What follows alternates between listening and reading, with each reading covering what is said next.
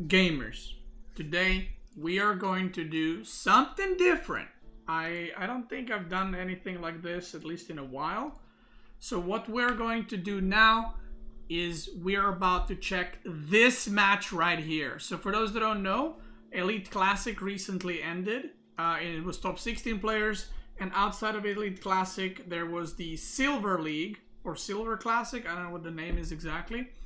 And it was basically ranked 17 to 32 players participating as well. This is the round robin stage. Kilardi and Anotand and Baltune are top 3 in the round robin, and you know they are top 3, right? With Kilardi, Anotand, and Baltune left. Amazing. So we're gonna check this match. Again, please don't do any spoilers in the chat. What happened to Core? Diablo 4. He's hardcore. This is game number 1, so I'm not going to cast. I'm not going to be like, okay, we do see villagers moving out, because, well, the only time I cast is if I cast games on like the official streams, right? So what I'm gonna do instead is analyze their games, basically. Not to be like, you know, I'm not saying like I'm giving them coaching. It's just that you guys can maybe watch and see the mistakes they made, and maybe that can you know, help you in your games. So first game we got HRE versus Malians. Now I don't like the Malian pick here. It's not necessarily a, oh my god, it's not necessarily a bad civ here, but Malian is just way better on open maps. So it's kind of like picking Rus here, right? Rus is actually really good on this map because of the extra wood, and you got old, like you got Gremlin as well and stuff, but you don't play Rus here much because Rus on other maps is just better. So from the start I don't like the Malian pick here, not because it's bad or it can't work, but because it can be used to much greater effect in other maps. Now if he wins, right, a win is a win, so you know, you can look at it like that, right? I think that's the most important part, for you to win. Doesn't matter if you win with Malians here or another map, but it's kind of like pre-planning the best of 7, you know, and I'm not actually sure which maps they have picked. I can actually check after this game for the draft. But yeah, Malian kind of plays a little bit different, and we already see on start Anotand went for the boar in the middle. Which is pretty common these days. With any civ that can kind of control the middle, you can take it, and because it's HRE, he can just heal. Like if Malian player pulled a villager or something, then HRE just has a prelate that can heal. So yeah, they both are pushing in the deer to the town center, so that, you know, this chapel is going to be in range of the deer, so that's all nice.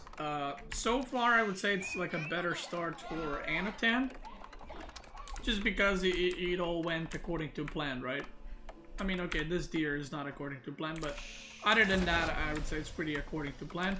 And with Malians here, you can go for javelin throwers, and obviously they have a lot of range, so they're kind of like longbows, and it can cause a lot of issues. And I'm assuming he's gonna, I mean, he might do an archer first. Yeah, he's just gonna go into javelin throwers, which is alright. He's got a pretty good chapel here. He's gonna make a tower, makes sense. He's gonna upgrade that tower, maybe walling off here, and maybe like here would be good, so the javelins can come from the other side. He walls here. He should wall, although this wood line is like, he has to go all the way around. So okay, he's gonna opt for a tower. I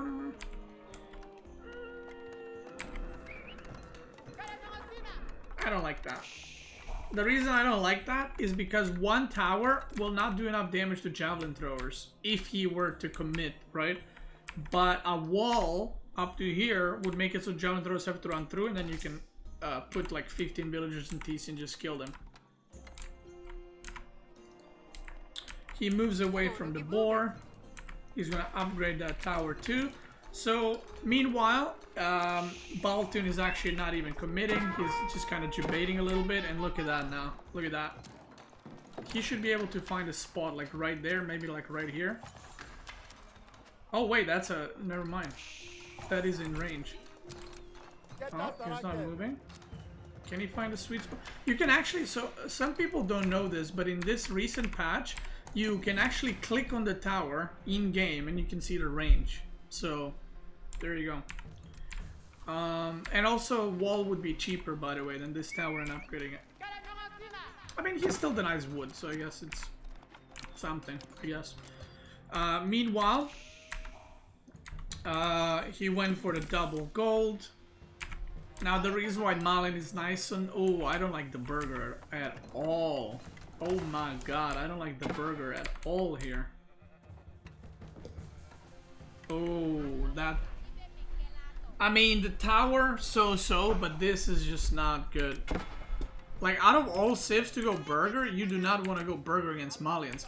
And maybe, the thing is, maybe it's just inexperience of Anotand playing against Malian. Because I have actually played Malian quite a bit. I played, like, this is what I like to do. I like to play every civ on every map, even if it's technically bad civ for that map. And I've played a lot of Malians. And the burger does not work against Malians, because you know what he's gonna do now? I don't know, did he see it? I don't know if he saw it or not. Oh, he lost the scout. He can just go Musafati warriors. And that's it. Like, he's completely gonna fucking destroy the burger. And even if he didn't go for age up, he could have just made the feudal age Musafati warriors and they would actually beat men-at-arms easily. So I don't like the burger at all. At all. I mean, he's gonna take the relics and that's cool, but... yeah, look at that. Instant Musafati warriors.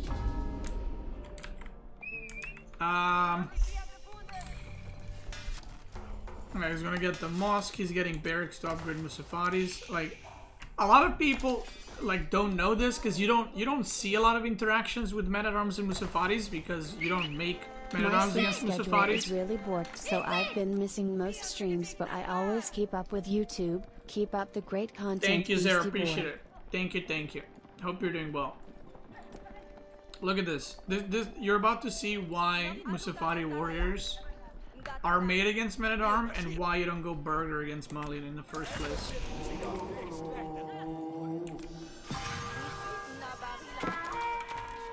Oh, he's making... I mean, doesn't matter. He's making land shits, which I guess is like a good switch, but not really. Like, this game is over already. Like, Baltune... yeah, Baltune also, like, made a good decision to just go Archer second. He didn't, like, some people overdent and, like, make 15 Musafati warriors. 5 is more than enough. Look at this when they hit now.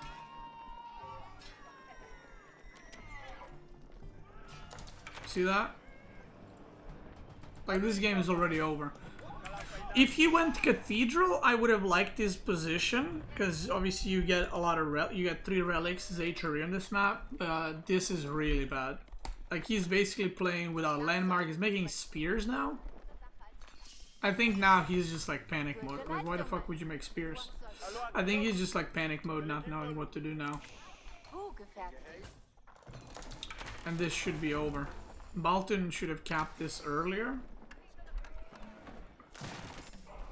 But, yeah,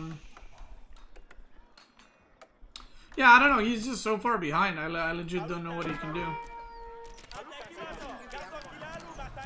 He needs, like... he needs, like, horsemen or knights and then archers. Like, you do not want to make melee units against Malian.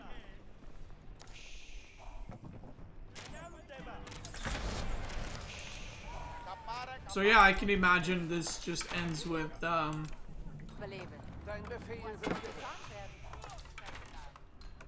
mean, yeah, I'm just gonna speed this up. Like, I would be very surprised. By the way, I am trying to when we go like in between games, I am trying to also not look at the results or anything, so I'm trying not to spoil myself. I mean, I like the age up because, yeah, like, this is just fucked completely. Like, he could have been in the same position with Cathedral. I think he just went burger because he's just completely inexperienced against playing Malians on this map. Now, now the interesting part is, I feel like this might swing into Anotand's favor if he plays it correctly, although it will still be very hard because of the sheer amount of units. But one of the strengths of HRE on mountain clearing is because you can rush Imperial really fast, and when you do that you can get bombards, right? So if Anotand plays this correctly, he can actually still win, because Baltune is not putting any pressure. Like, Baltune could have made rams, killed these 2 towers, and just camped the woodline and the gold, but he's playing it more passive. Which now might come down to his inexperience playing against HRE, maybe in these kind of situations. I don't know. But if Anotand plays this correctly, what he can do is get, like, 1 bombard is more than enough just to destroy this. Get like 3 mangonels, make a keep, and then Baltune won't be able to break that. Now, Malian could potentially age up to Imperial, but it's going to be pretty hard to get there with the economy that he has. Like, it's a lot easier for HRE to do that, and he's also invested a lot of resources into keep and shit. So if I'm in this game, I actually prefer Anotand's position, and I think if he went Cathedral, this would 100% be a win.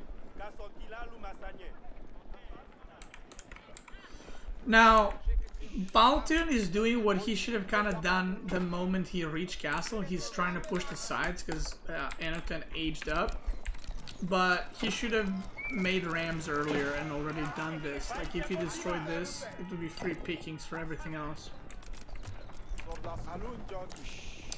But now he's in a situation where he just has to commit. Like, he doesn't really have an option, so he's just gonna stonewall this so the bombards or springles or whatever can't shoot. Mangonel first, another mangonel. I mean, that's fine. He's just trying to survive first. So I think both sides can win still.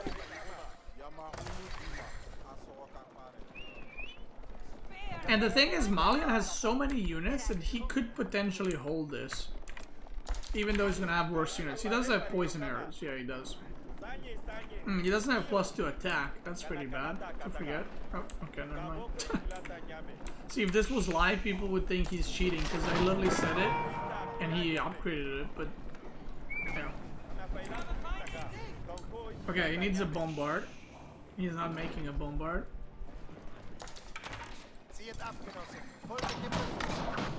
I mean, now he should make some land shits and men-at-arms, because he needs to kill Sofa. I guess spears are good too, just a lot of spears to kill Sofas, because that's his biggest concern. But he does need a keep to push like this. Yeah, if you don't have a keep, he's gonna lose everything now. The archers in this position can just run through and slowly pick up at, well, I don't know about running into land shits, but yeah, this is gonna be a cleanup. That's why I said you need a keep.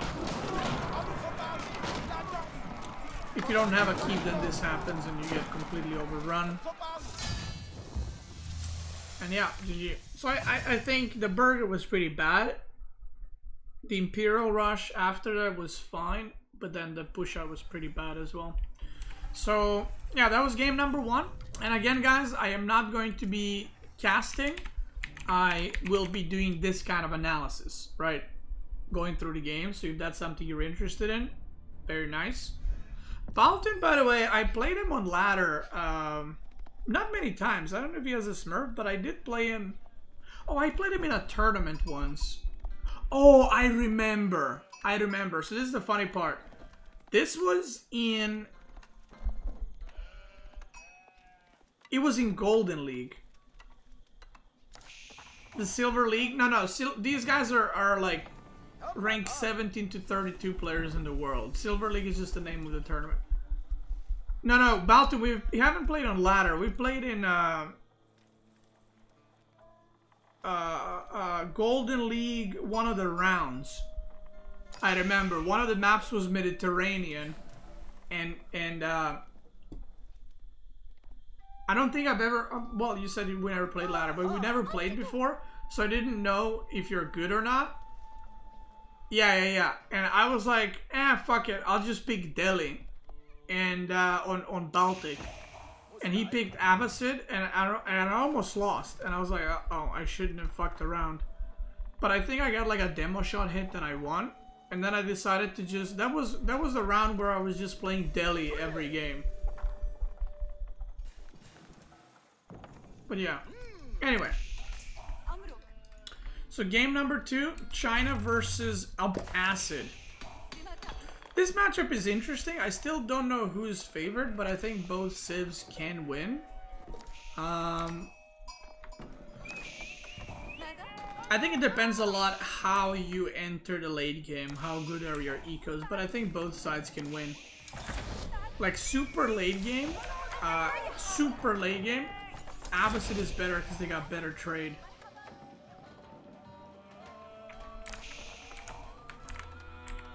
Oof, that spawn is a fucking juicy one. I mean, it won't matter too much because he's playing against Abbasid. We got Eco Wing. But if this was like against French or something, this is just fucking busted fucking spawn between 2 deer packs. But against Abbasid, it's whatever. Doesn't matter. I don't like Anotand's first TCs like a side TC. Like, why not take TC here and then TC here? Is he only going 2 TC? Wait, what? Okay. 2 TC, no upgrades.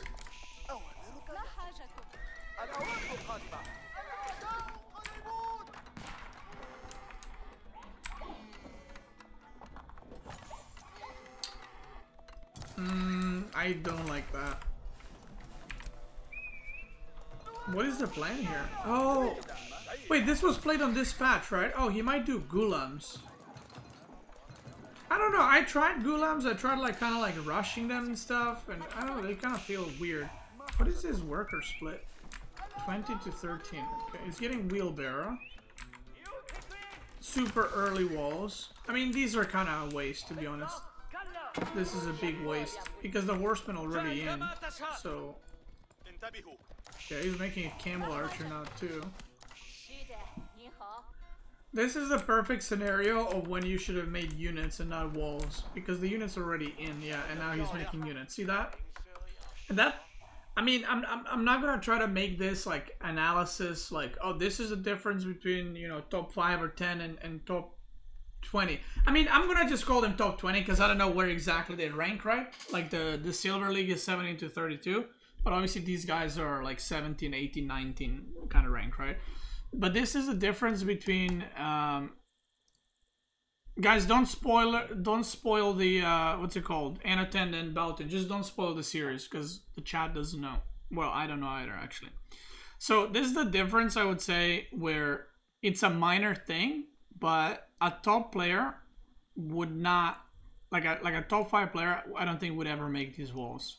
And this might not seem like a big deal, but this is like 60 wood, and then this is another like 90 or 100 wood, and another whatever. Let's say it's total 200 wood, right? I think it's more, but let's say it's 200. He could have had an archer range already, and 2 spearmen, right? So what did this wall accomplish? Absolutely nothing. The unit's already in. So you can make an argument, yeah, but it's gonna help later. Well, yeah, but you know what I mean? What would have been better is if he made 2 units, 2 spearmen, 3 spearmen, whatever, fuse Zuginu, push this back, and then walled behind it. Because then he could have used a villager and not 5 villagers, which is also a lot of resources lost. Not to mention is because he didn't make units, his gold was delayed, and then he ended up making units anyway. Right? So he didn't really, you know, save resources by skipping units. He actually lost them. Okay, military wing, more horsemen. I mean, I'm assuming this is just gonna be knight. I mean, maybe he's gonna do camel archer still, but I would imagine it's gonna be knights. I still personally don't like this 2 TC Abbasid against China. Like, I think China, he's already 5 workers ahead, by the way, 6 workers ahead, and I just don't like this position for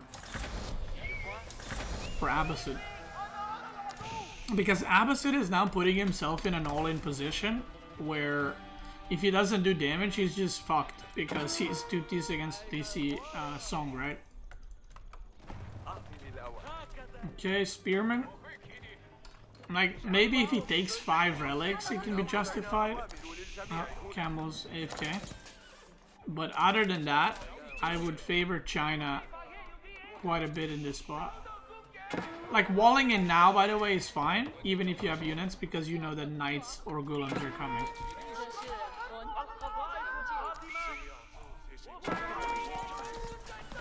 Does he only have 2 Imperial officials?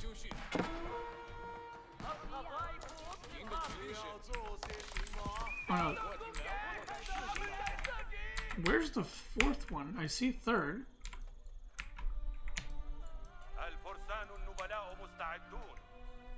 What?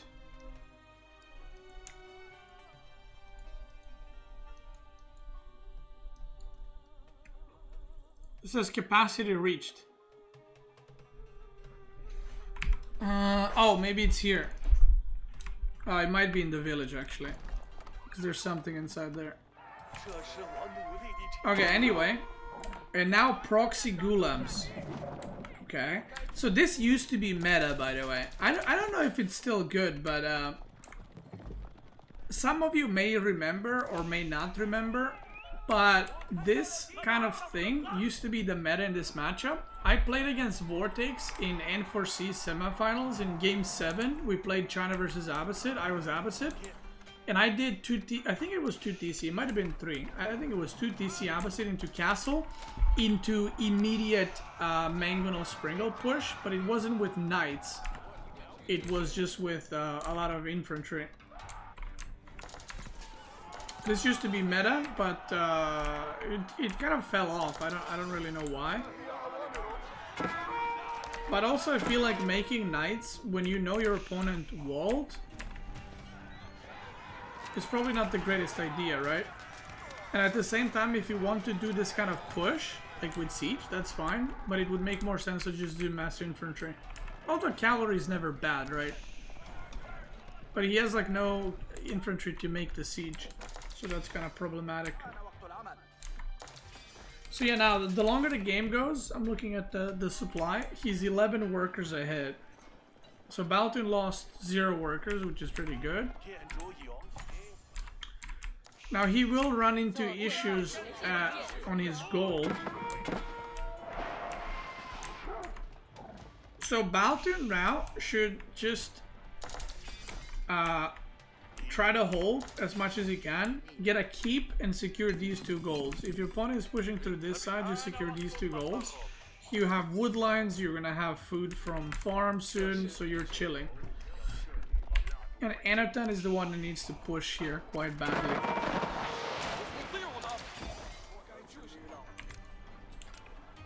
No upgrades on blacksmith. Okay. Could get horticulture at this point, for sure.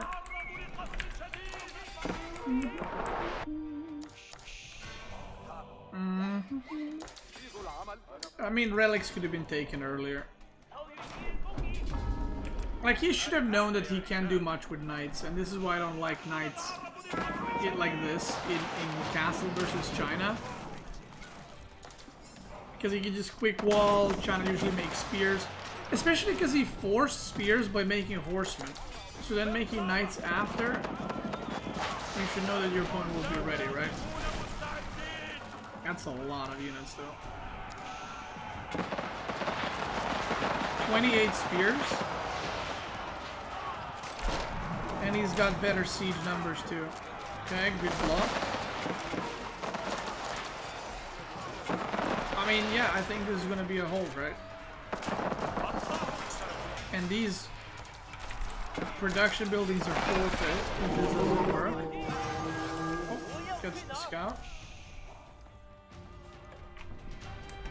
Worker count, he's still 10 ahead. Now, if he had 5 relics at this point, it would be pretty good for Abbasid, because Abbasid would basically have more workers and he could have gotten sacred sites. And then playing into the late game would be fine, because you would be kind of ahead for a bit and then you would be behind, right?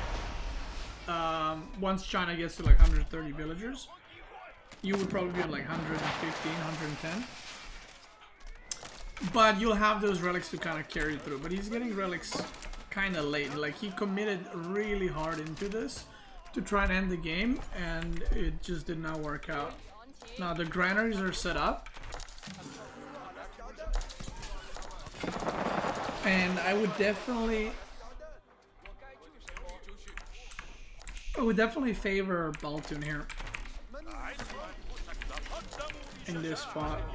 Like, he just needs to create more. He really needs to make a keep though. That's the one thing that yeah, the keep could be a lot faster. He already secured, because you want to secure it now before he gets over there.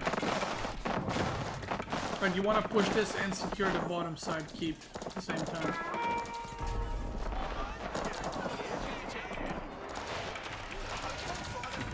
This is a mistake. He's trying to get gold in the side where he's getting attacked. If he actually just rotated, made a keep here, no, it's too late now. See what I mean?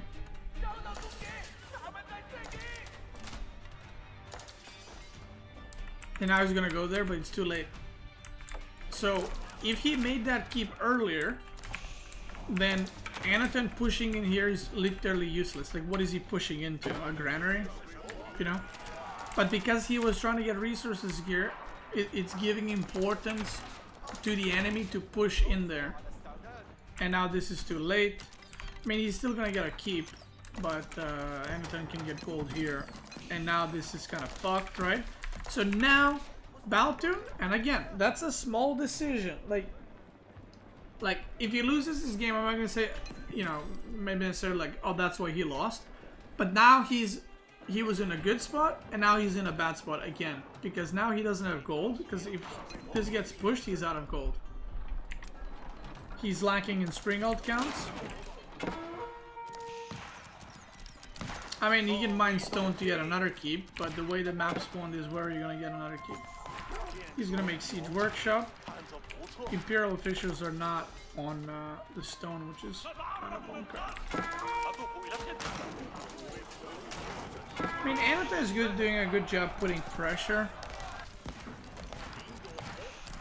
The ram is not gonna work here. That's another bad one. He should have made trebuchets. Because you know there's villagers right next to the keep, so they can always be fooled and kill the ram. This is getting pretty scary now.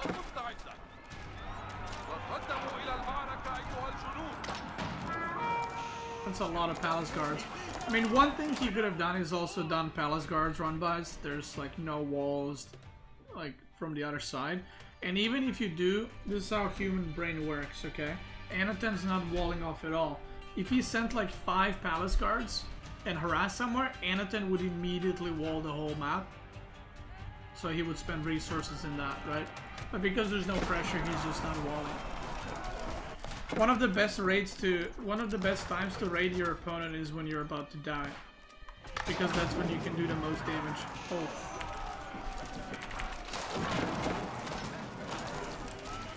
Okay, let's speed up a little bit. Again, this shouldn't work because there's villagers right here, but maybe he doesn't see. Doesn't see.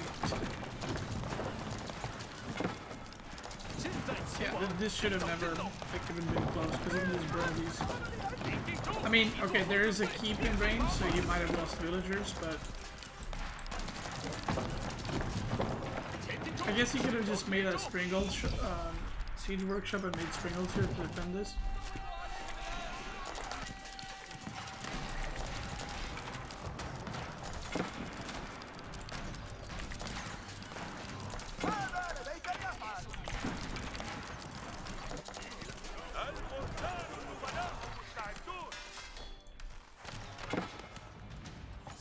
Man, Anotand's production is so forward and farms as well. Like, few palace guards would fucking do so much damage.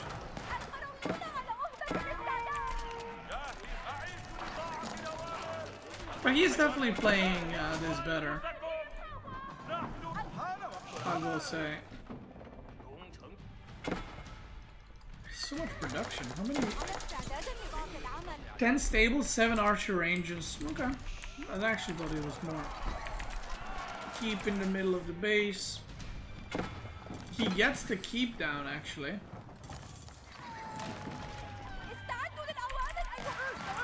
Oh my god, fucking keep. Your Chinese keeps are something.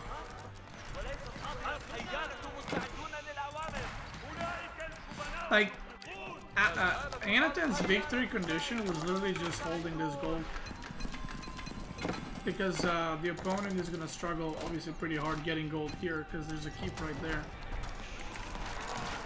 And from here now, you can just make siege workshops here and trebuchet push into landmarks, which he's not doing. He's just kind of massing more units. But I mean, obviously that can work, right? He killed 59 villagers, KW, but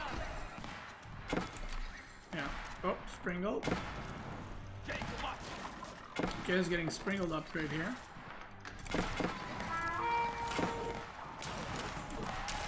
Okay. Denies that. 84 on food. That is way too many. Holy fuck. 84. Kick double it.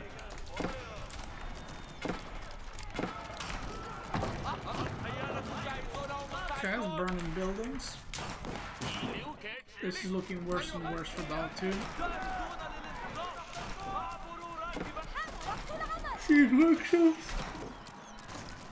You can see like they're making the correct decisions, right, most of the time, but they're just a bit delayed.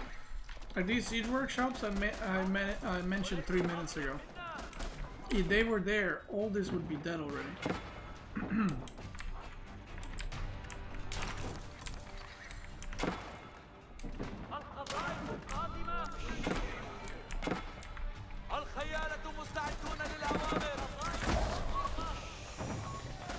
He could potentially make... he has way too much on food. 84 is way too much. Like with Abbasid you need like 55, 60 is like the upper limit, because Abbasid farm farming is in general is really good. He's got the trade wing and he sent it across the map. Okay. You don't give a fuck.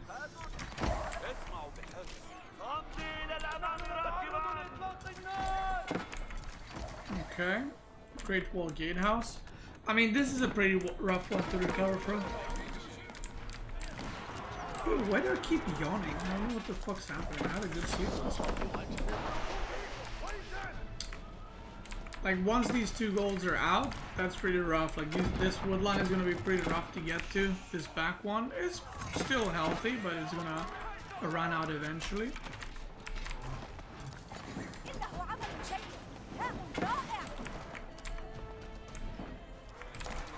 Like, Anotand has 2 victory conditions. He can just push into here and just destroy everything, or he can just deny this goal and win that. I would probably say, because there's a Great Wall Gatehouse here, it's probably safer to just push through here. Because you not only deny the top resources, but you also, you know, try to not lose this position and kill into the production.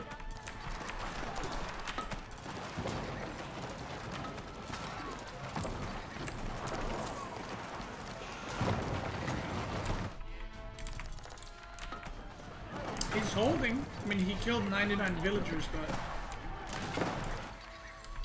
he's kind of holding for now.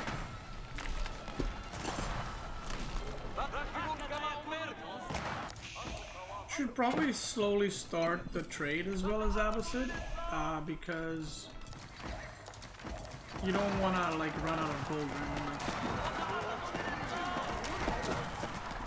But this is the part where I would say China is strongest against Abbasid, like right here, where there's kind of like still gold on the map and stuff. But the moment that gold runs out, it's gonna be a lot worse for China, because Abbasid trade, like I mentioned earlier, is just way better, because you can also trade wood together with, or get wood together with gold.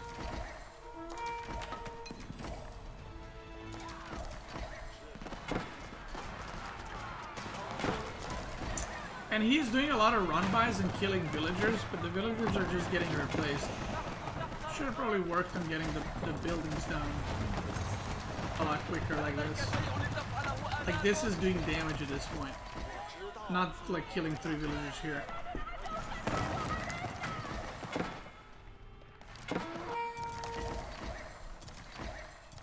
And still, by the way, we didn't see a single palace guard run by. He could have run by here with palace guards. Look at this. It's completely open. There's literally nothing. Literally nothing. No defense. And by doing that, you would redirect some of the blue army towards the bottom, which would allow you to push through the top.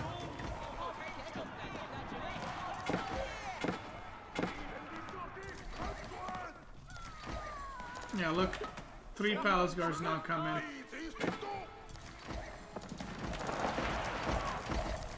39 minutes first run by, at least the one that I've seen. And look at that, look how many villagers it's killing.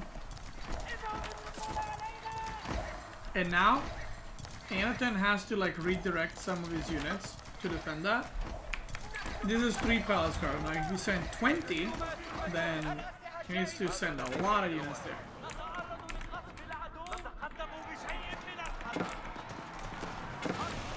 And look what's happening immediately. Anotand goes on this side to push, and now you can drop a keep here as a Baltune and take these 2. And Anotand should have taken these 2 way sooner from his opponent.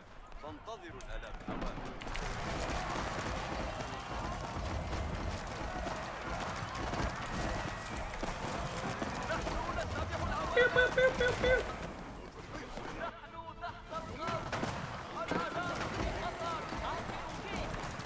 Also, I'm not sure why no fire lancers.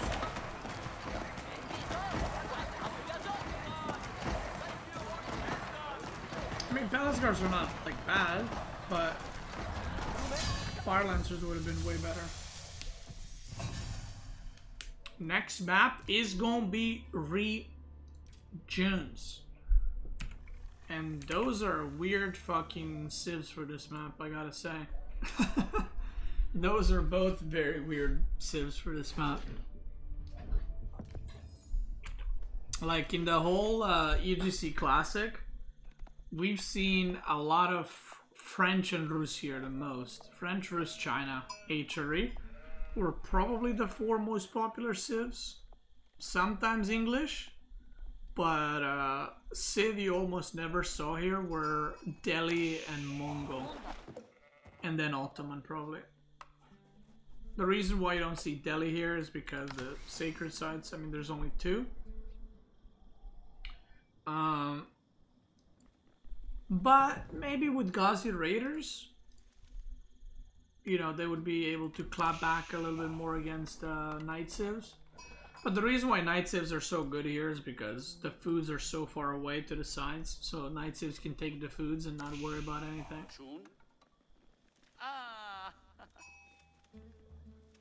Will I play WoW Hardcore on official servers?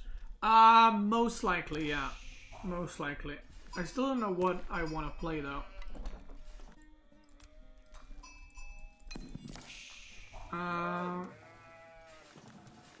On stream? I don't know if I'll be streaming it. We'll see. Maybe sometimes. I mean, I haven't also streamed Diablo in a while.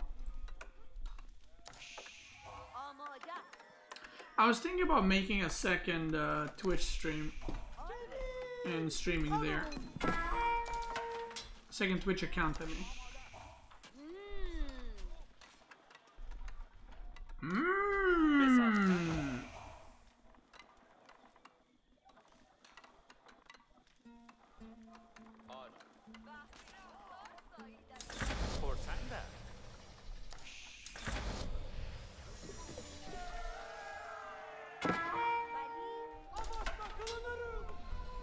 Alright, so Delhi versus Ottoman. I mean, I would probably favor Ottoman here. Because Ghazi Raiders, obviously Ottoman doesn't have armored units, right? Oh, he actually went to Dome of the Faith. Okay, I didn't see that. So yeah, I think if both civs stay in feudal, I think Ottomans wins that. Because Ottoman has a landmark that has food, right? So Ottoman can basically stay longer in their base and they will have obviously military schools, so the longer you both stay in feudal, Ottoman will have more units over time. And Tower of Victory has been nerfed to 15%, I think, because when you mouse over the Tower of Victory it says 15, so I would assume it's 15%. And although didn't they revert that in patch notes? So I don't really know. But anyway, so maybe he's doing Dome of the Fate so he can rush to Castle somewhat. But then rushing to Castle is gonna be pretty rough because you need Sacred Sites.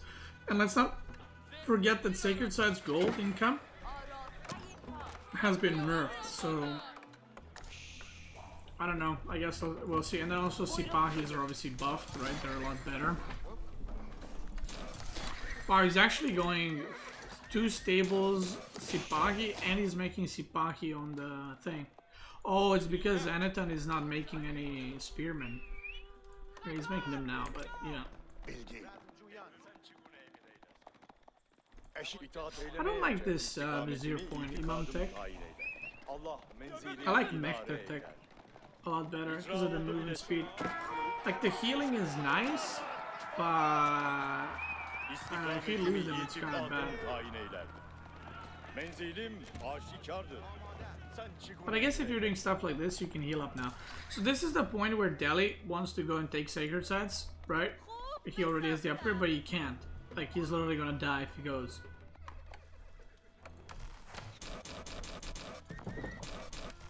Okay, Archer ranges now. I mean, already not looking good for Delhi. And if you look, he has so much on the food here, and he needs to move out somewhere soon. Dude, why do I keep yawning? Like, what is happening?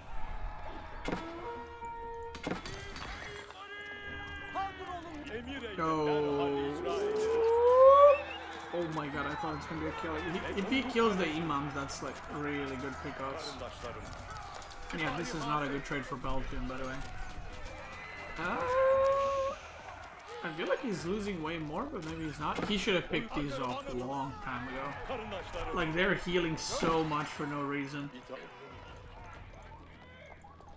Like, he should have killed those. Like, could have 2-tapped those. Okay. Oof, that's risky business. He sent one of the scholars to the top. I mean, if he sent 1 spearman or 1 archer or something and then walled off as well, maybe 2 spearmen, and then the Sipahi is gonna pick it off. So that's pretty. I mean, this is pretty YOLO, right? I hope he doesn't have units there. Meanwhile, Sipahi is like, hey, brother.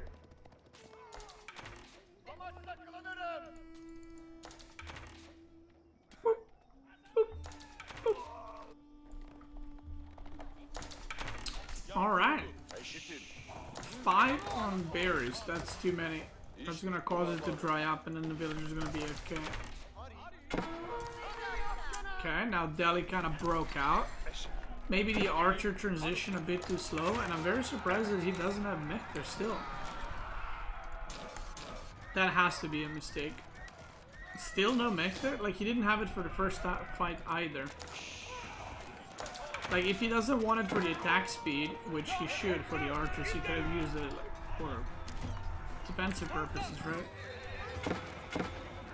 I would say that's a pretty big mistake because it buffs your army massively. He uses the ability. Okay, mows down. Oh, he doesn't have +1 ranged armor. Pretty bad too, especially because, you know, Delhi is making a lot of archers, and the way that the game has been going, if Anotand went for Tower of Victory, he would have gotten way more value. Way more value. I'm assuming he went Dome because he wanted to age up somewhat quickly, but in this matchup that's pretty hard to do.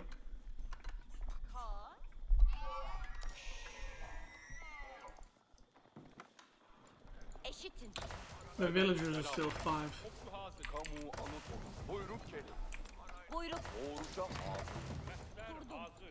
trying to click on a thing, but...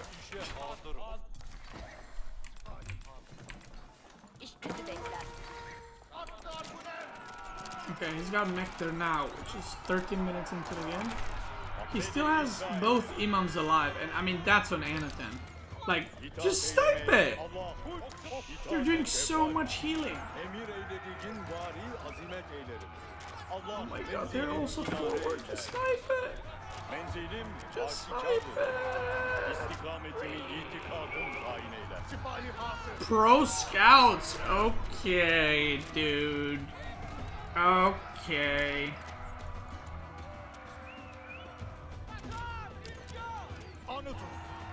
Anotand. I mean, I don't. Obviously, he didn't rush Pro Scouts. He just like got it after all the other upgrades. But I mean, if you have the APM, why not, right? Grab a couple of deer. Look at that scout getting in on the fight.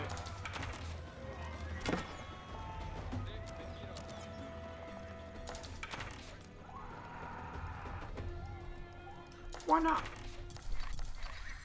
This sacred site should not be like up like this. He could have just sent one unit there to defend that. Now I need to get food after this game. I'm fucking hungry.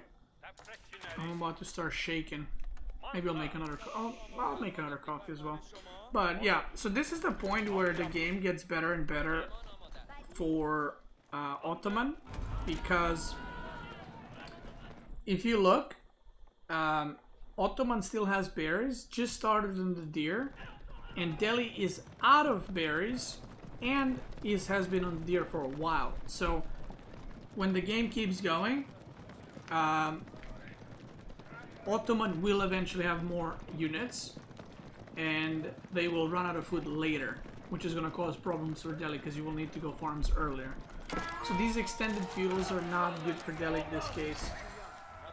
And also, again, like I'm assuming his plan was to go to castle faster, but obviously the game did not go his way really. So he has enough gold to age up, and not a lot of food.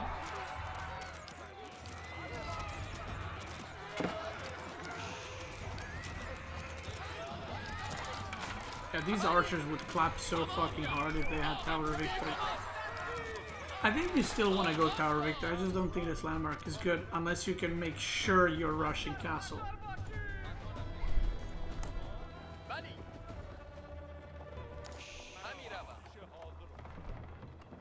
It's funny, now Baltune is the one that's gonna age up first.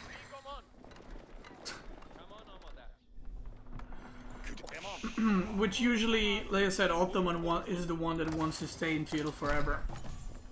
And it seems like it's the opposite in playstyles. But also, if you want to age up to, or if you want to rush castle with Delhi, with this landmark, he should have definitely not made as many Ghazi Raiders, because Ghazi Raiders are 110 food. You would rather just make Spearman and mass Archer in order to defend. Look how many, he's got 40 archers. Sheesh.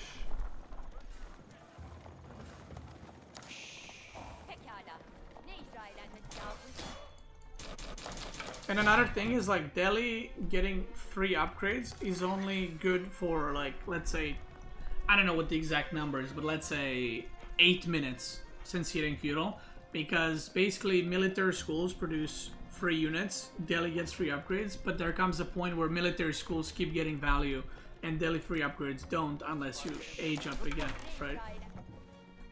But then military schools become more efficient because you got the landmark, and then you got more military schools because you can go another military school now, and then you can produce knights from them, so you get even more value.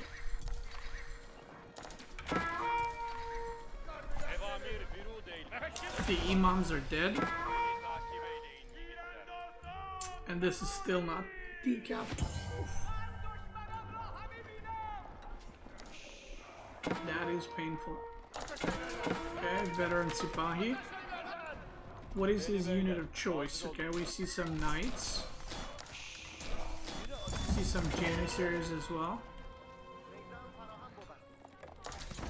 And right now, worker count is Delhi is 5 ahead. Oh my god, he went with House of Learning as well? Yo, Anotand is wild. I mean, Dome of Faith was questionable, but House of Learning on this map? No. Because, first of all, you're playing against Delhi, or sorry, Ottoman that has Janissaries, so your knights are gonna get dented in. Like, making knights against, or elephants against Ottoman is questionable because of Janissaries.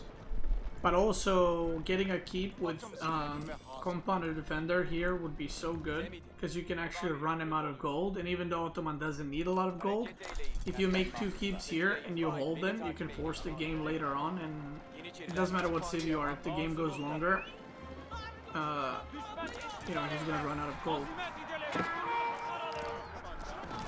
And Delhi is out of food, right? Yep. So Delhi is officially out of food. So what is the plan now? If you look at the worker count, he's got 12 Ottoman. Delhi has 10, but Ottoman is producing way more because of schools. And yeah. He's got siege for free too.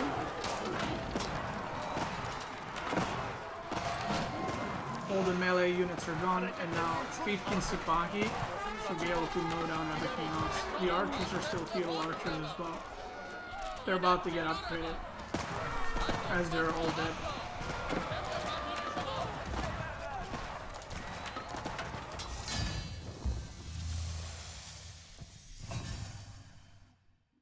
Yeah.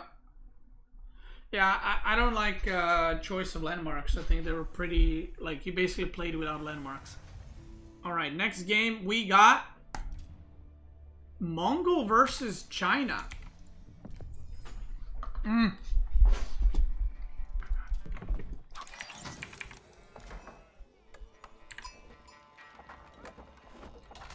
are you guys saying, the Gur?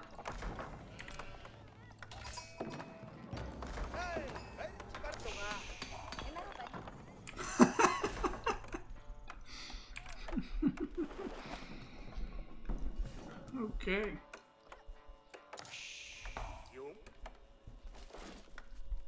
The guard just destroyed the wood. That was pretty funny.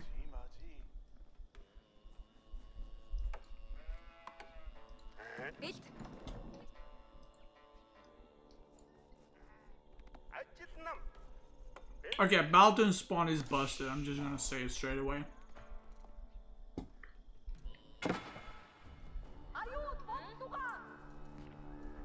Like a Barbican here. Defense stone, gold, berries, and deer. Damn.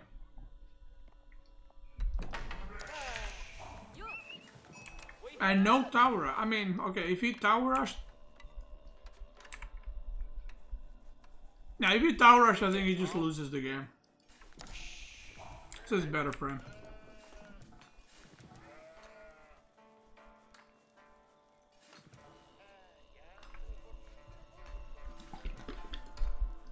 Probably trade in this case is the best thing you can do.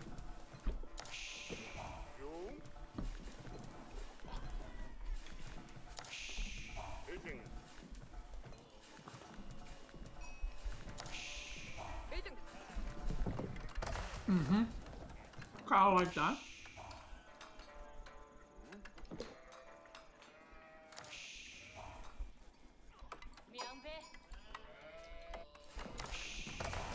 That's a good trade too, good market. So just put the thing here.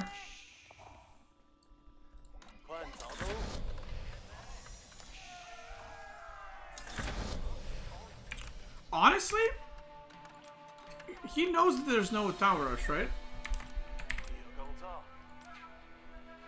I think, yeah, he know, like, this, I think he knew. This Barbican, I would actually put it here. And then do a quick wall on this side. This Barbican here protects everything in the back. It might seem like more greedy, but it's not really greedy, there's no pressure.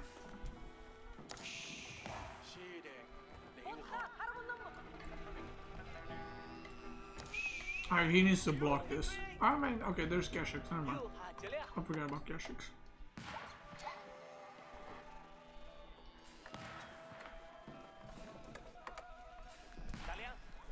I actually think this matchup, if Mongol trades, is kind of rough for China. If the game is like normal, I think it's pretty bad for Mongol. But if Mongol goes for trade, it forces China to not go 2TC and the other bullshit. So now China has to like all in. But with Beastyqt, I feel like it's a lot easier to defend.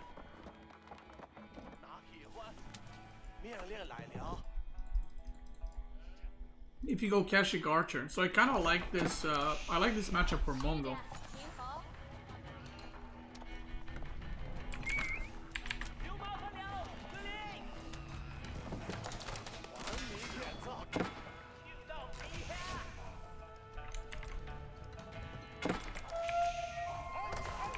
He's not making traders though. He could have had like 4 traders now. I'm not sure. Okay, now he's queued up too. Okay, how much gold is he getting? Probably like 90, 100? 69. Nice. Yeah, he could have been at like more traders now. I'm not sure why he's not constantly producing. Like, he's making units already, which is fine, but he doesn't need to like mass produce. Like, if the game stays like this, if the game stays like this, like with few traders and China attacks him, China's gonna kill him. But if he has more traders, then it becomes favorable.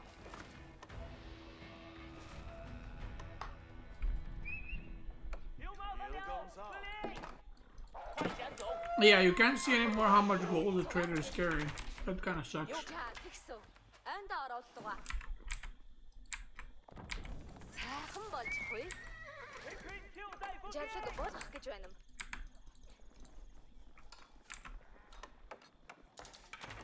Damn, really? I don't... Oh, no, that's not... That's not worth it. This is the first upgrade he got? Okay, he got double broadaxe.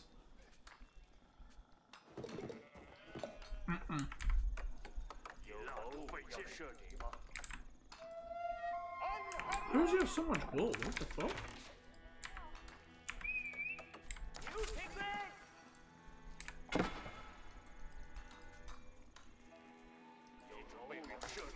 No Imperial official here, Monka.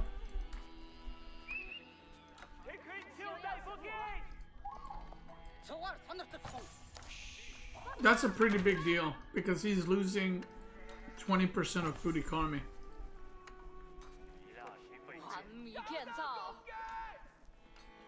And the wheelbarrow would have been boosted, right? Yeah, I think at this point this is really good for Mongol.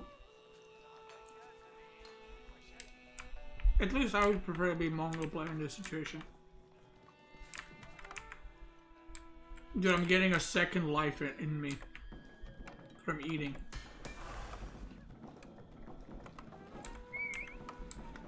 No upgrades.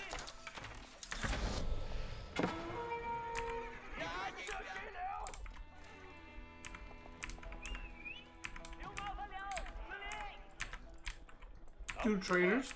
That's pretty good. We should just run now. Because he should know that the army is coming, so there's no point staying.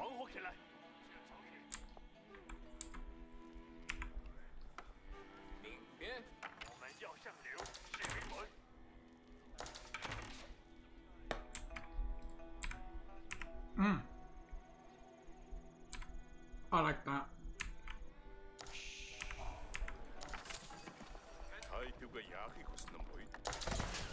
8 traders.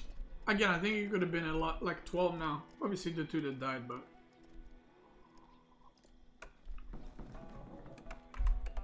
Still, 45 versus 45 workers, but obviously having traders is better. Now, this is a big army, but there's 9 knights at home, you know. Not my 1 knights at home. These are knights at home, Beastyqt. But with good micro, I think Mongol wins this. Because he has the con arrow. Oh, he's gonna miss it. Oh. He has to keep a track of his army. Okay, he should know now that the whole army is there. I'm actually surprised he's not... Like, he's trying to intercept, and that's okay. But I'm actually surprised he's not trying to take the fight. Okay, picks off 2 spearmen, very nice.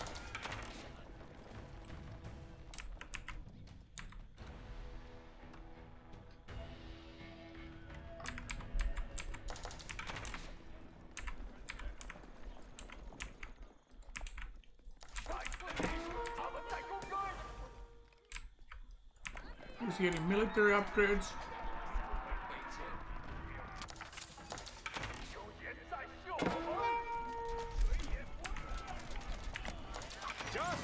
Okay, runs away. His income's looking good. Another tower here, very nice.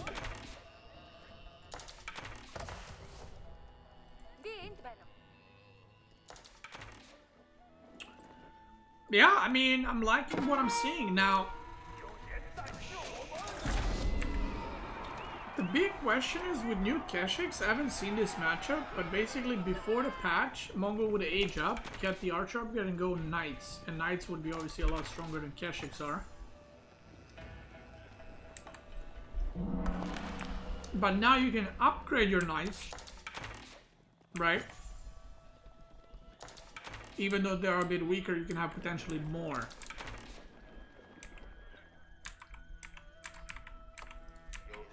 Now on the other side you have Chinese who's also aging up. They're both aging up.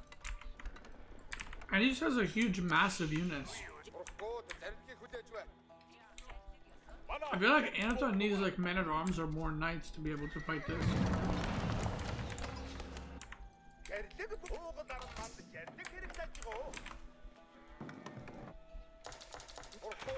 Because 43 archers is cool and all, but there's 41 Zugino as well.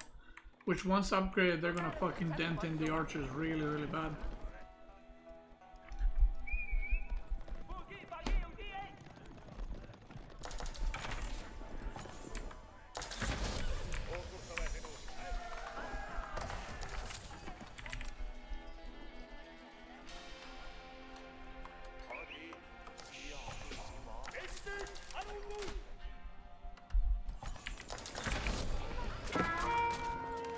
Okay.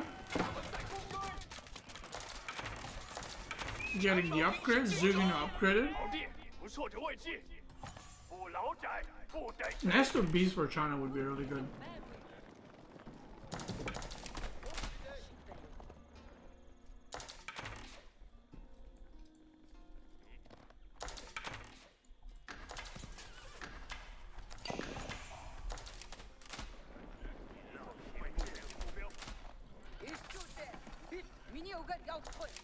By the way, if you're wondering why doesn't China just push forehead, it's because China has infantry, and if he loses his army, the game's over immediately. Like, the game is immediately over. Because he will get, like, mowed down by Keshiks and shit. But I'm actually not sure what the correct way of playing this is. Worker count is equal, right? But there are... The trade count is so low though, only 14. And the production speed is 17. Like, he should have had way more traders. Because I think he's not as ahead as he should have been. Like, he has to put workers on gold. Well, he got improved siege engineering. So Mangano, he went Springald. And there's no nest of bees. Lol, that's kind of funny. They're both going Springald because both of them are expecting the other guy to do the nest of bees or Mangano.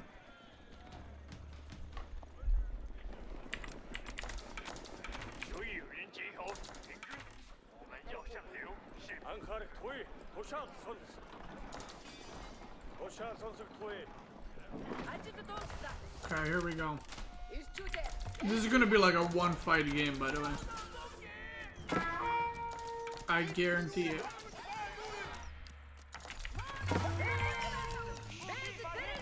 Got some raids. Oh.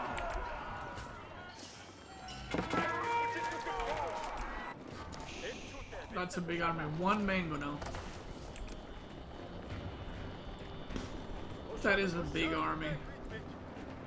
If this had like 2-3 nest of bees and like a sprinkle or two, like China army would win, but I don't know, brother. Con Arrow? Does he have upgrade for Con Arrow? He does not.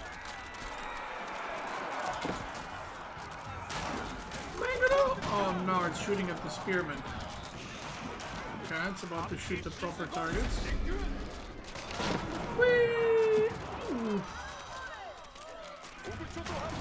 Oof.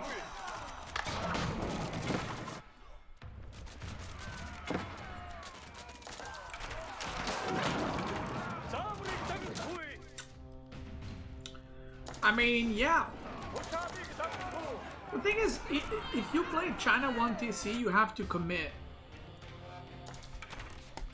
He's gonna try to keep, or maybe Stonewall. Where's this trader going? Oh, he tried to block flow. Like if you play China 1 TC, you have to commit. Like you have to kind of go for it. If you play China 2 TC, it would be a lot better if you played like this, right? Like where he kind of pokes, but not really, forces Mongol to make units. But the fact that he committed on 1 TC, he just got behind. And I think this could have been a lot worse if Anotand was actually producing traders consistently. It would have been a lot worse for him.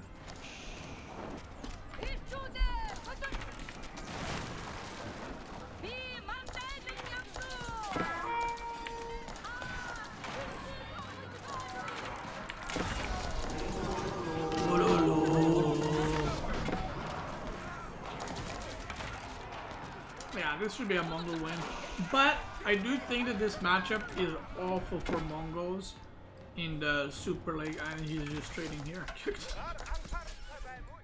This matchup is really bad for Mongols in the Super League game.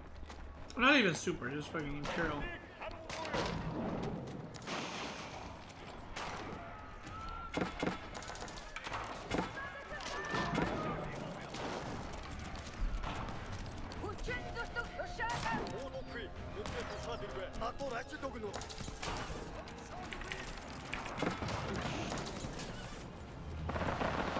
But I'm not sure what the best way to play against this is, against Mongol trade, because I feel like if you go 2 DC, the Mongol will just can do whatever the fuck they want.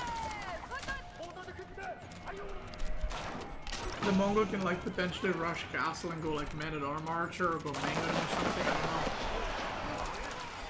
Maybe you should open with China with a lot of units and then add a second PC somewhere in there and just kind of delay the game until castle. And maybe just go mass siege and just let the Mongol trade.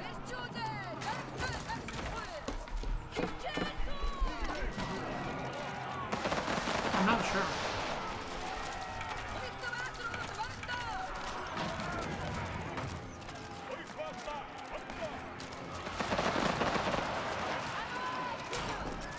Like another thing is,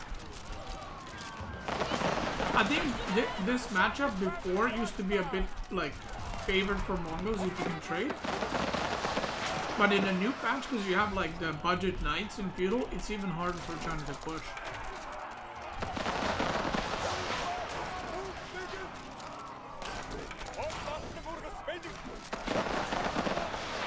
It's gonna be GG.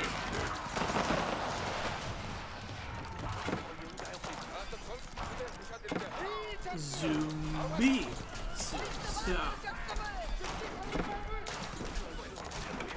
Wait, China lost both times when these guys played, right? Earlier. Oh wait, Baltune played China twice, right? Oh yeah, because you redraft. Right, after 3 games you redraft. So Baltune lost with China earlier. And now it lost with China again.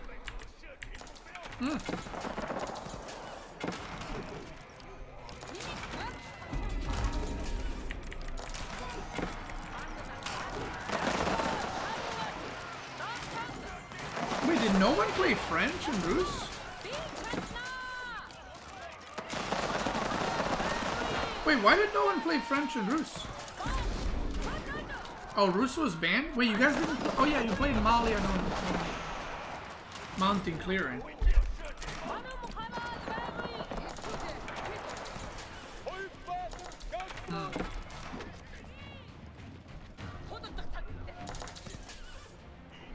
Yeah, why did you guys not play French?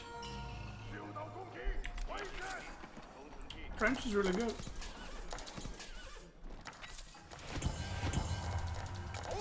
Maybe not their style, right? Okay, the Mongol just keeps pumping units. I mean, there's no way Mongol doesn't win. Although, if China potentially... I mean, okay, never mind. I just saw the villager count. Yeah. Alright, GG. It's 2-2. Okay. So, Baltune lost twice with China because after the third game they redraft. That's why he was able to play China twice. That's how the tournament works. And each player picks 4 civs and bans 1. And then Anotand lost 1 game with HRE, and he lost 1 game with Delhi. So here we go. This is game number 5. Oh, what the fuck happened there? Game number 5, and it is Malian versus Delhi. So Anotand picking Delhi again.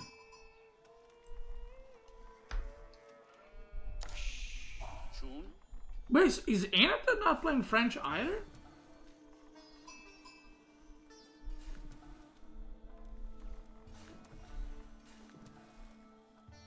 That's kind of crazy.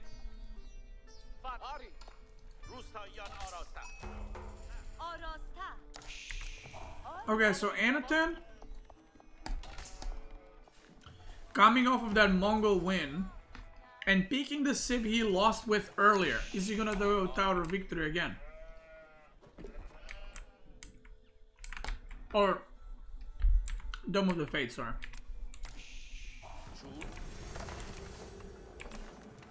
Oof. Oof.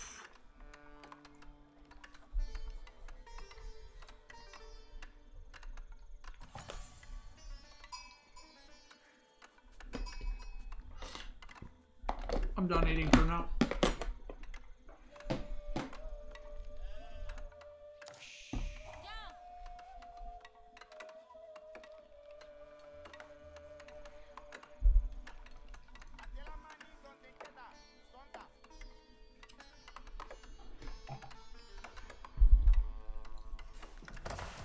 That is a rough one.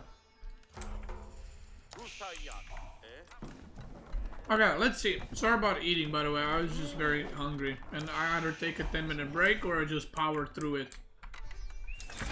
Now... that's a lot of wood. 12 on wood. Okay, Baltune does not play Malians the way I'm used to. So let's see what he does.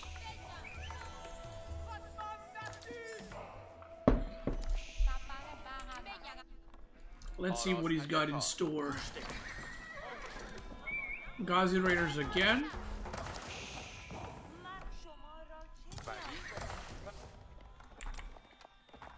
And he picked Delhi on this map, which, I mean, you can almost never get Sacred Side win on this map, right? So it kind of,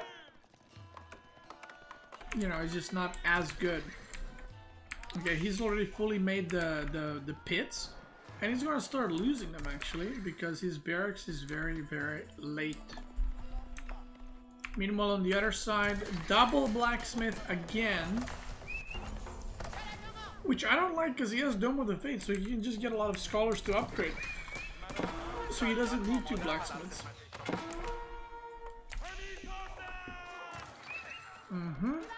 Okay, a little bit of micro, boom, boom, boom. If he gets the pit mine, that's a pretty big deal. If he doesn't, he could have just gotten houses instead, right? So it's kind of like you either commit and you maybe get the bigger building. Yeah, that's a big pick off right there. Ghazi Raider goes down. I mean, I'm not sure what each player's plan is. Like, I'm not sure if Delhi's plan is to age up to castle pretty fast.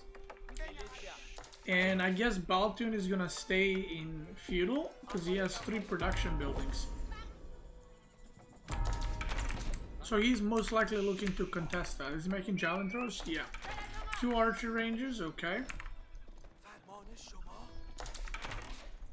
I mean, right now I would say this looks better for Delhi. Okay, he did not capture that sacred site. Now this is awkward, I feel like fighting into this, into Donzos and javelin throwers is pretty awkward because javelin throwers are pretty tanky and then Donzos are pretty tanky too actually. They got 1 bonus melee armor. Oh. Oof, oof, that's a good pickoff. Okay. So he got 2 goals here, which is pretty nice. And yeah, I would say it depends a lot on like what he plans to do right now. Like what is Anotand's plan here? Because obviously you're not going to win on sacred sites, because 1 sacred site is an opponent's base. And he might choose to fight in feudal. But again, I don't get it. If you want to fight in feudal, that's fine. But why wouldn't you just go... what is it called? You know, the other landmark. Tower of Victory. Like, he's just not getting value from this. Like, okay, he made extra 3 scholars than you normally would. I don't think that's worth a landmark. And also, with how much gold he has, he could have just made more of the things anyway. More scholars. Okay. Yeah, and I think if archers had Tower of Victory, the 15% attack speed would help a lot. But in this situation, I would say the Malian army is just stronger. Because javelin throwers, I mean, they do quite a bit of damage, right? They do 9 damage per shot versus non-archers. So even though these guys have 3 armor, they still do 6 damage per shot to Ghazi Raiders, which is not little, right? That's not little. So it's not like, oof, oof. That's a lot of idle. Like, this isn't like archers, and it's like, oh, they don't do anything against, you know, horsemen or Ghazi Raiders. They still fucking do a lot. Is it 20%? Because if you mouse over in game, it's 15%. I know that Tower of Victory was supposed to be nerfed for 15%, but then they said they're not. But then in game it says 15. So I don't know which one it is. I thought they reverted the change. But in game it says 15. So yeah, I don't know which one it is. I'm also confused.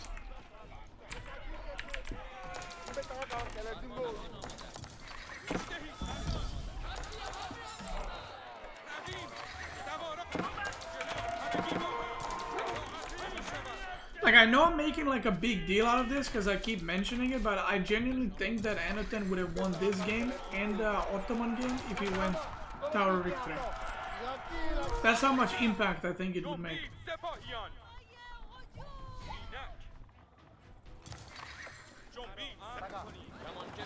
Because if he opened like 10 Ghazi Raiders, right?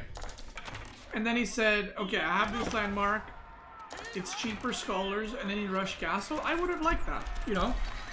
But going to this landmark and staying in feudal, it just, to me, it doesn't make sense. Anyway. Because he looks like he wants to stay in feudal.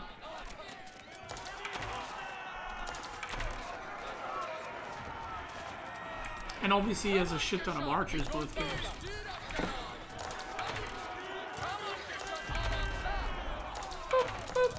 And now javelin throwers, look, they're doing so much damage, man. They're taking like no damage from the archers. They got 4 armor. And archers got 6 damage. Look, this is what I mean. Like they're look. See that? Like, they're fucking denting the Ghazi Raiders too. the good thing about Malians, unlike Delhi or unlike any other civ, is they don't need to go on a map to get food. So he's just getting food under his TC, pretty safe. You can technically harass wood and gold, but Delhi needs to expand onto the map. You need to make towers and shit, and Malian is just brrr.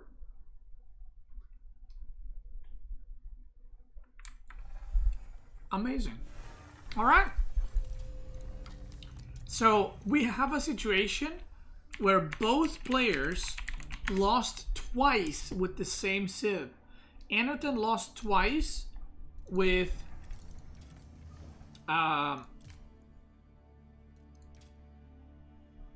Delhi, and Baltune lost twice with Chinese.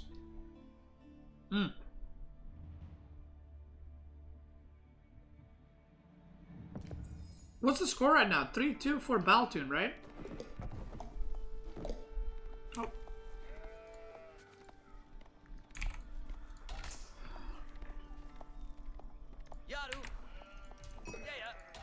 Alright, what...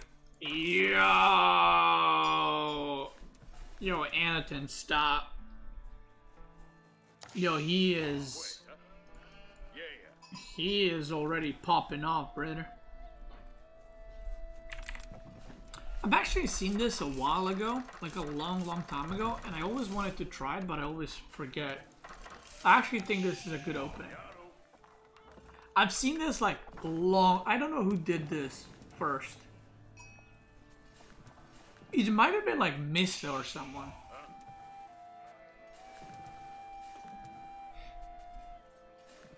Like, I'm talking fucking last year. Like, last year early or something. It's mine. I've seen it before. It's yours in 2023, but I've seen it last year. 100%. I think it was Mista. So basically, because... and I think this is a good build, by the way. I think I want to try this. But basically, English farms are cheaper, and you have enough wood to, like, if you make a mining camp and a lump and a house, you have 100 wood. So the idea is you make the 2 farms, because why not? Eventually you're gonna make farms anyway. And you age up, and now you go into the wood, and then you can make a mill here, so you empower the farms with the... Wow, it's very nice. Wait, do English farms need to be in the range of mill to get their bonus, or no? They do? Okay. Brother Leo, thanks so much for the raid. I hope you had a great stream.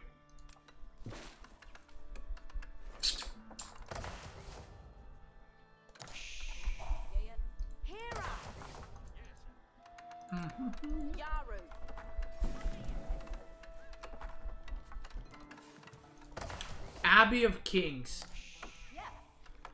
Forward Chapel. Oof. Oof. Wait, I just realized it's English versus HRE. So Baltune won the last one with a... Oh no, he won with the Malian being HRE, right? Shatungu!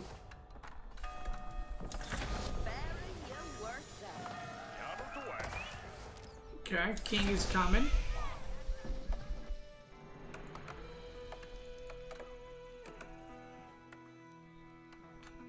Barracks, tower.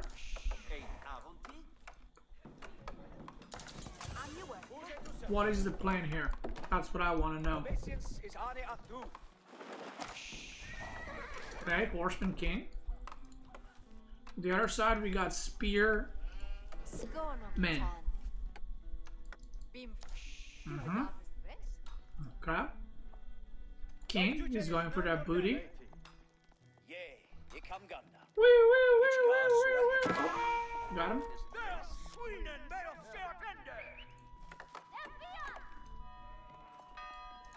Okay, there's the mill. Is it gonna be a castle rush? Yeah. Okay. A few horsemen into castle rush. On the other side, we got Baltune going for the deer. And he's got some... Yo, that house. Yo.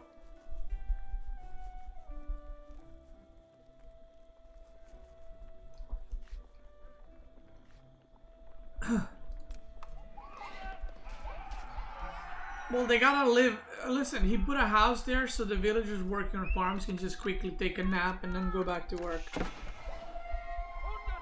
Yeah, yeah, that makes sense.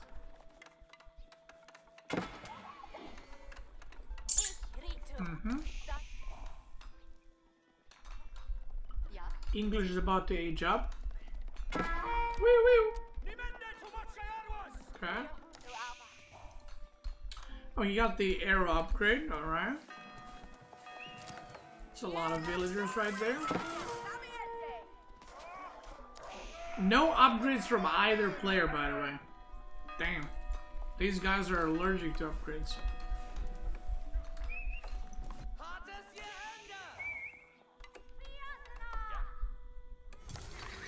There's the King's Palace. Okay. I'm assuming this is just gonna be knights, right? Archer range coming as well. Regnitz Cathedral coming as well. No extra prelates. So obviously the goal is gonna be prevent the relics, get the relics, right?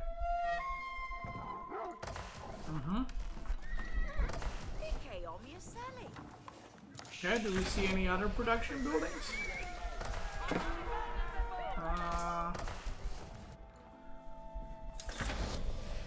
I mean, he could yoink this relic pretty easily, right? Prelates coming out. Is it longbows?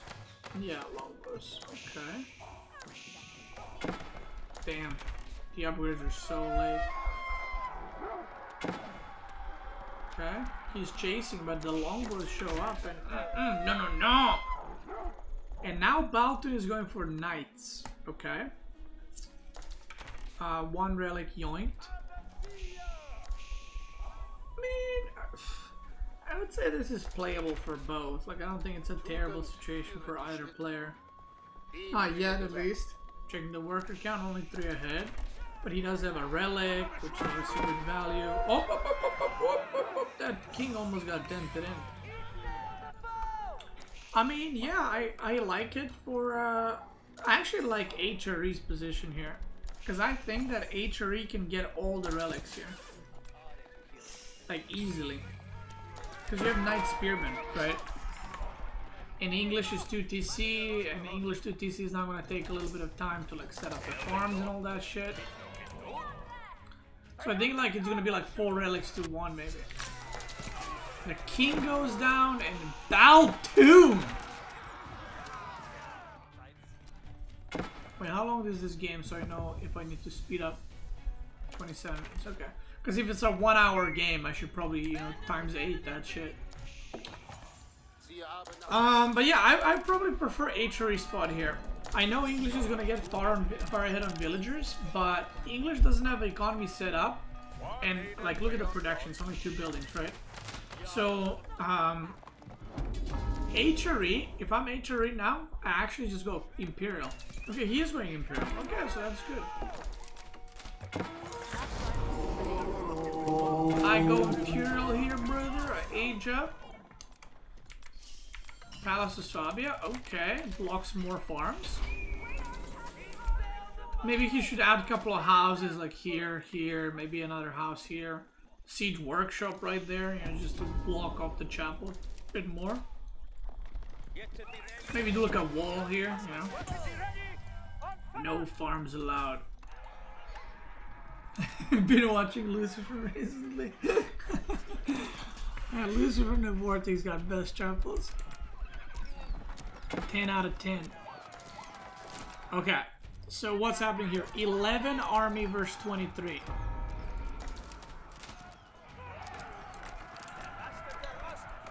These towers are too late. And also, the relics would be really good in these 2 towers. Okay, does he have stone? Okay, he does have stone. Bombarded pirate? Yeah, don't give me that shit you watched Lucifer recently. This is cutie patootie style right here. Rush in, then 2 bombard towers. An opponent is mauled in. But yeah, I like HRE's position because he's gonna catch up in workers. It's just HRE things. Well, it's not HRE things. That's literally what I made this civ to be. That's the thing. That's how HRE is played. Yeah. Yeah. Because of me. Yeah. That's why people hate HRE. Late game. Because of me. Let's fucking go.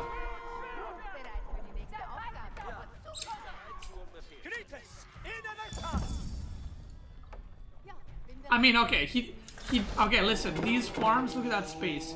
He did watch Lucifer a little bit, like he said. I do not put farms like this. This is like animal type farms. What is this? Look at that. It's like he's trying to do like the... Remember the old Cartoon Network logo where it's like black, white, black, white, black, white? It reminds me of that. It's like farm empty space, farm empty space.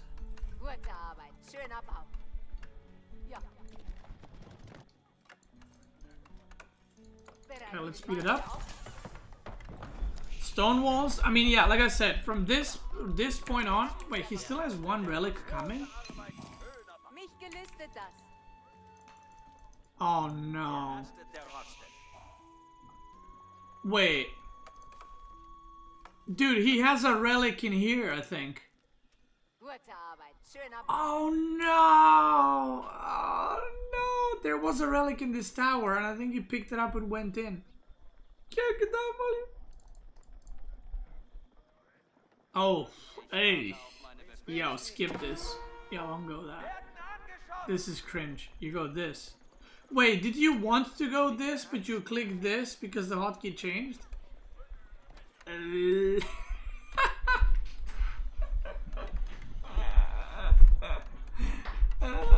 Unlucky.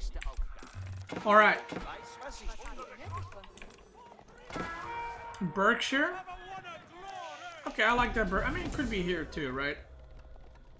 But that Berkshire is valuable. Valuable right there. 2 big golds in stone. Okay, where are the raids though? What's happening? Are we... Is making spearmen, okay. Upgrades, getting more upgrades. Okay, he got inspired warriors, kick W. More farms.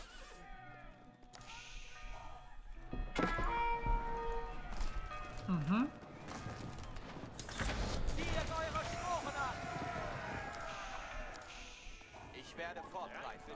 Huh? I mean, his eco looks pretty good. A lot of horsemen, some spearmen. Again, this might look bad because of Berkshire taking both goals, but it's not that bad. He has, I mean, okay, he should have 4. He has 3 relics, but he can do a lot of raiding.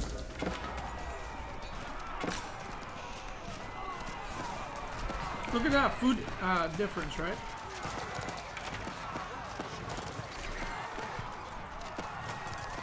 Like, he just has straight up more income right now. Oh, horsemen fighting with knights, that's not good. That is not good.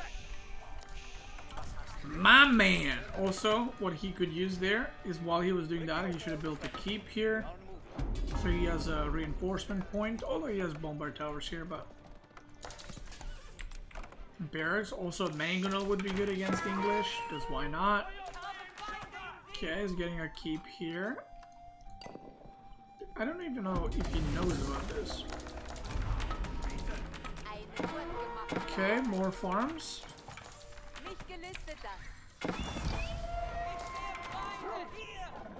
I mean, he's got a lot of units. Also, some men-at-arms would be good, just to sprinkle in. 11 Lenshits. I don't actually make Lenshits too much. Especially not against English. Oh, oh, whoa, whoa!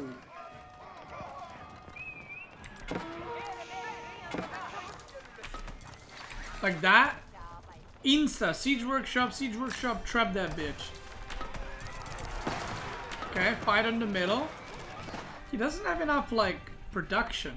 Like he kind of lost that, but now he should have enough production to push through. How many buildings does he have? Wait, why doesn't it say? Oh, it does. I'm blind. 8 and 5. That's not enough. He needs more. Oh no, he made archer ranges. Beta! No, you don't make archer ranges as HRE.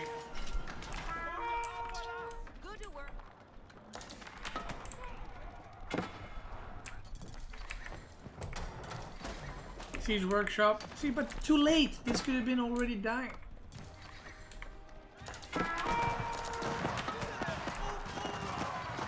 HRE wins on remaxing, not on making quality units. You win with garbage units.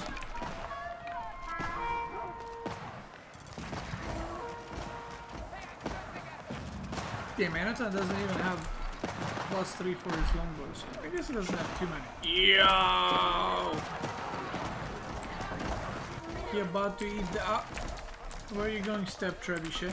See these... Okay, Baltune, number one thing that you can do a lot better is raiding. Like I mentioned this earlier. You could have raided so long ago. Like I would say that's probably your biggest weakness. If I'm like preparing for you, I literally don't make a single wall,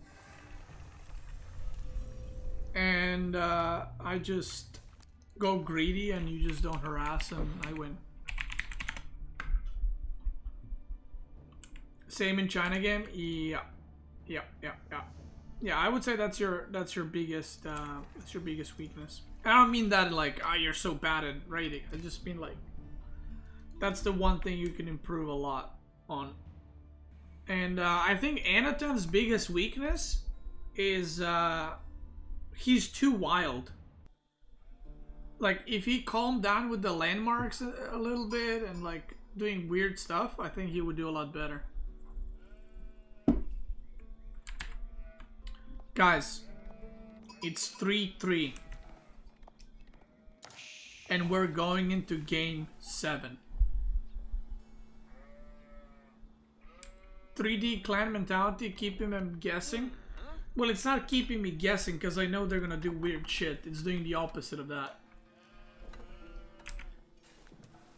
Yeah, it's doing the opposite of that.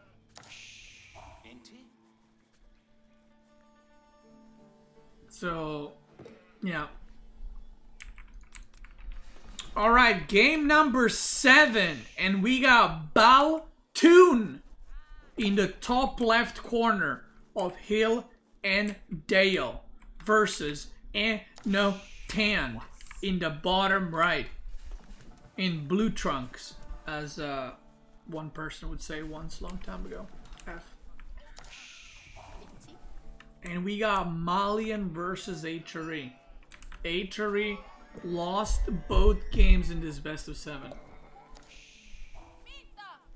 And Baltune won twice with Malians. Is he going to win the third time? Also, this matchup used to be really favored for Malian. But Malian did get nerfs. Okay? Let's be honest. Malian did get, you know, kicked in the dick a little bit. So I'm actually not sure if the matchup is still favored for Malians or not. I am not sure. We're gonna find out.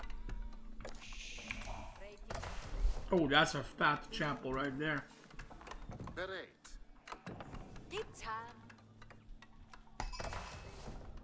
Wait, Anotand, you should build a house right here.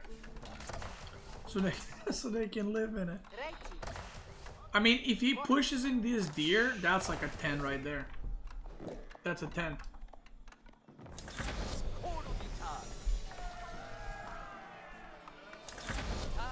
Who's gonna push in the deer? Look at that.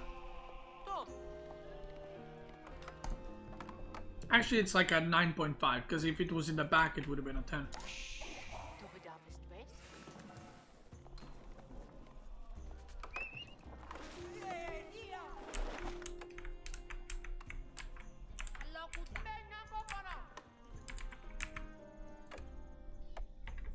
Okay, here we go. Okay, takes the big gold in the middle of the map. You don't give a fuck. Stable. archers. No, no, no. And Baltune, I think, is about to go into the feudal battle once again. But will it work this time?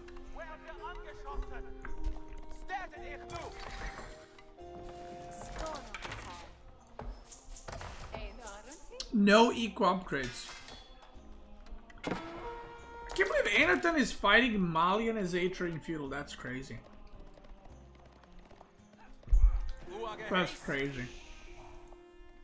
I think Malian should win that.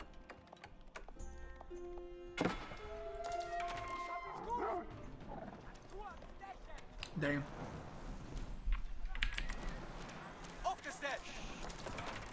This will go down though.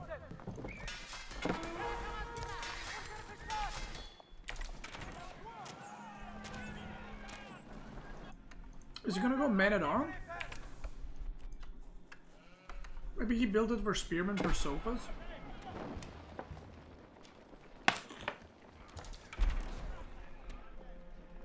Oh.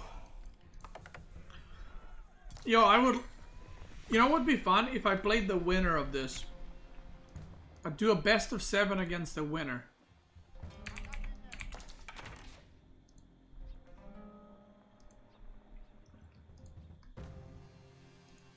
It would be pretty fun, I think. By the way, this is semi-finals. So, whichever one of these guys wins will be playing against Kilardi in the grand finals of the Silver League. And again, the Silver League doesn't mean that these guys are silver. It means that Silver League is like, we had Elite Classic, which was top 16 players. Silver League is 70 to 32. Okay, here we go. Let's see. 20 units versus 13. One villager less on the Mali. Oh no! Okay, he fixes it. Oh no, again! Okay. He's like, oh fuck this, I'm out. Alright, let's see what's going on. HRE, marching drills coming online. +1 ranged armor. Tower. Is he gonna age up to castle? He just took a very... This game took a very defensive turn all of a sudden. Oh, this wood line is not passable? That's nasty. Okay, that's nasty, brother. I think you just gotta age up to fuel now. Or to castle, sorry. As Malian, because you can't really push in here, right? He's gonna go for a little raid. Yeah, that's rough. That is rough.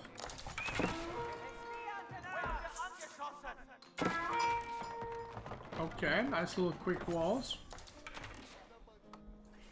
What is the plan? HRE about to age up Malian. And the Regnitz Cathedral is coming online. No siege engineering yet. And looking pretty rough. Looking pretty rough. Not gonna lie. Battering ram coming in. Springald upgrade coming in on this tower right here. Let's see it. Is there a relic vacuuming already? Not yet. Only one prelate. Oh, oh lord, he coming.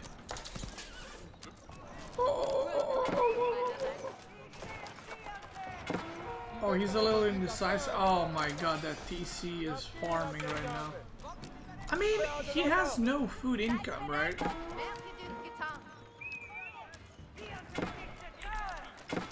I would have probably gone for production buildings, actually.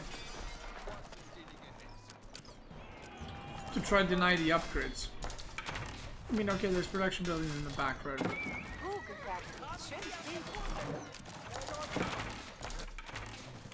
He needs Musafati warriors. Okay, he has some, actually. Okay, that's good. Yeah, he needs Musafati warriors.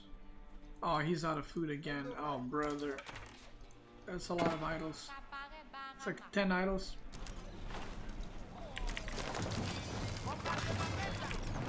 Okay, the production buildings go down. 58 soup line versus 51 for army. There's some berries there, but not a lot of food going on. I mean, he could still win, and he didn't take a single relic yet, by the way. Uh-oh. Where's he going? Wait, where are you going back? I don't think he needs to go back. You got 27 javelin throwers. You can kite this army forever. Not forever, but you could have kited from here to here to here to here.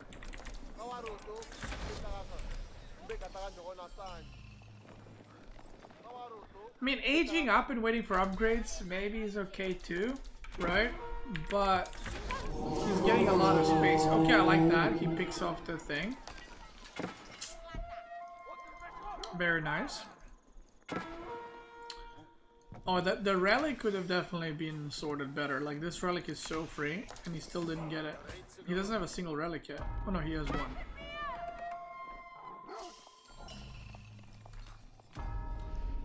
I actually don't, like, I don't think Malian is in that bad of a spot, by the way. Because Achery has no farms set up. So, I don't think this is like, oh, GG, Achery's in castle. He has no farm set up. And he's working on outside food sources, and the moment that runs out, that's gonna be pretty bad. But he is getting stone, so if he places a keep, he can delay the game. Okay, gets that. Does he have a mosque? He's making one now. Okay. Oh.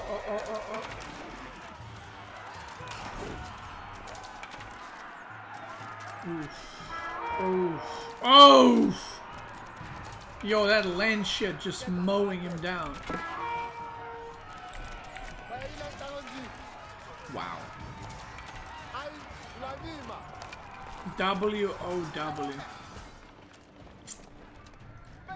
What is he making from Farimba? Nothing. That might be the problem. Wait, is he not making any units from Farimba? Huh? He's making moves. Oh no. The keep goes up. Marine Lord's mom in trouble. Oh! Loses a villager.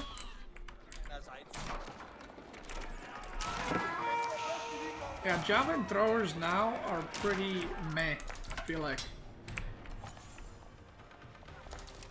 Like, I feel like feudal javelin throwers are pretty good, but castle javelin throwers are pretty bad. So, if you make a lot of them in feudal, you don't really scale with them too well. Like, if these javelin throwers were archers, and then you upgraded them from feudal to castle and got poison arrow, woo, that's some good stuff right there. Forgot to make houses here. I mean, for HRE now, he doesn't have to do anything. Like, he can just sit, right? He's on 4 relics. The longer the game goes, it's better for him. So he's just chilling right now. Which, he ain't wrong. Okay, let's speed up this bitch. Uh-oh. That's a lot of different units.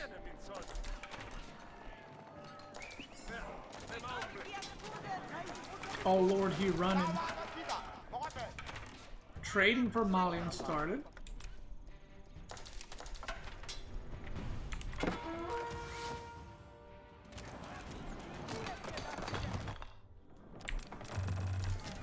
That is looking pretty rough. How much gold is he getting? 61.